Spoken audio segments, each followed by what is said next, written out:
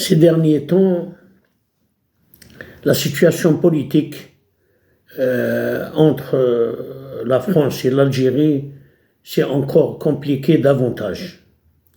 Les déclarations du président français sur le Sahara occidental ont créé un climat diplomatique néphitique entre les deux pays. Cette nouvelle position du gouvernement français vis-à-vis du problème du Sahara occidental a créé un climat délétère entre les deux peuples. Ayant fait l'école française, mes professeurs m'ont appris, m'ont enseigné que mes ancêtres étaient des Gaulois. À cette époque, je ne comprenais pas exactement ce que cela voulait dire. Au moment des vendanges, étant adolescent, bien entendu, j'accompagnais mon père dans la mitidja pour la récolte du raisin destiné à la production du vin. À la gare d'El Ataf, mon père s'est acquitté de nos billets de chemin de fer, mais à notre grande surprise, le chef de gare nous a embarqués dans un wagon à bestiaux, dépourvu de siège. En plus de l'odeur fétide de l'urine des équidés, on a eu le droit d'observer les traverses et les rails à travers des ouvertures dans le plancher faites par les sabots des canassons transportés auparavant dans ce chariot. Après, par la suite, j'ai été étudiant à Alger et dans mon établissement, on m'avait demandé de fournir un certificat médical d'un médecin physiologue, car je provenais des montagnes de Dupéré, la ville d'Ain Defla, à laquelle ils avaient substitué le nom de cet amiral français venu envahir mon pays le 14 juin 1830. Il me soupçonnait probablement d'être porteur du virus de la tuberculose. Une dame, à laquelle je demandais l'adresse du médecin, m'a traité de sale race. Enfin, la préfecture d'Alger avait organisé un concours pour bénéficier de vacances en France. Et nous avons joué une pièce de Molière où j'ai joué le rôle de gardien du roi. Elle est là. Je suis tout à fait à droite, comme mon rôle consistait à garder le roi.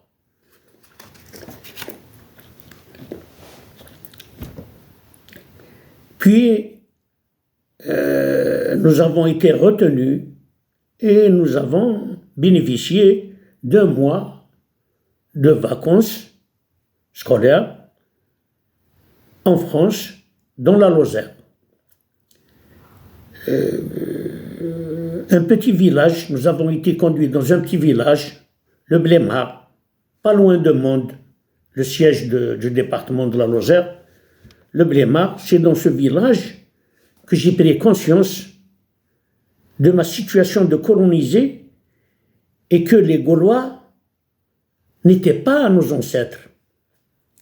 C'est aussi dans ce village que nous avons organisé une manifestation portant des pancartes avec des inscriptions non à la partition, parce que c'était à l'époque, c'était en 1961, c'était au moment où le général de Gaulle parlait de partition, parlait d'accorder l'indépendance de l'Algérie dans le nord et que le Sahara lui appartenait. Non à la partition, vive Bembela.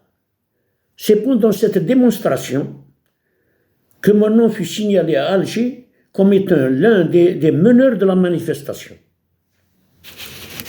Mes amis, au nombre de 5, furent libérés de l'établissement d'enseignement dès notre retour à Alger. Quant au 6e, c'était moi, le 6e qui figurait dans ce répertoire pour être fusillé, c'était moi. C'est le moniteur du sport, notre moniteur du sport, M. Zidour Ahmed, originaire de Indevla, qui m'a retiré de ce répertoire mortifère, et par esprit régionaliste. Mes amis Molinari d'origine portugaise, lequel je détiens une chemise lui appartenant. Regardez, la chemise, il est là, mon monsieur Molinari. Il prenait place à côté de moi, sur ma droite, dans la même table, à la salle de cours. Libéré de l'établissement, nos étudiants, il a été fusillé le soir même avec ses compagnons qui étaient 5, bien sûr, bien entendu. Chacun habitait dans une région. Par exemple, Zerib Mohamed habitait à Alma, actuel Boudouou. Monsieur Molinari habitait à Bablouad, à Alger. Le lendemain, ils ont été libérés le soir. Le lendemain, nous avons entendu, nous avons vu dans la presse, nous avons lu dans la presse qu'ils ont été fusillés sommairement près de leur domicile. À mon âge, contre cette France qui abat des élèves, elle n'a rien à envier au sionisme actuel de Gaza qui abat des élèves. J'étais là, j'étais jeune, j'avais 15 ans.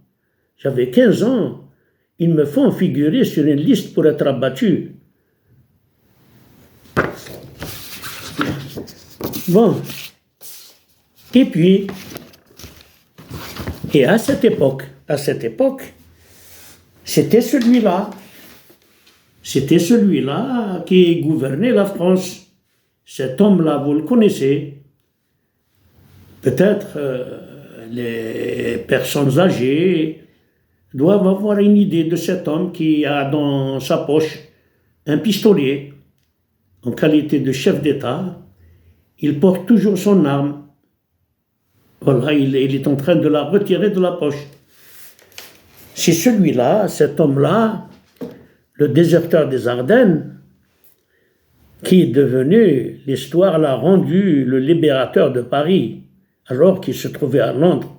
Il a pris la fuite, il a abandonné sa division dans les Ardennes et a pris la fuite pour se rendre à Londres.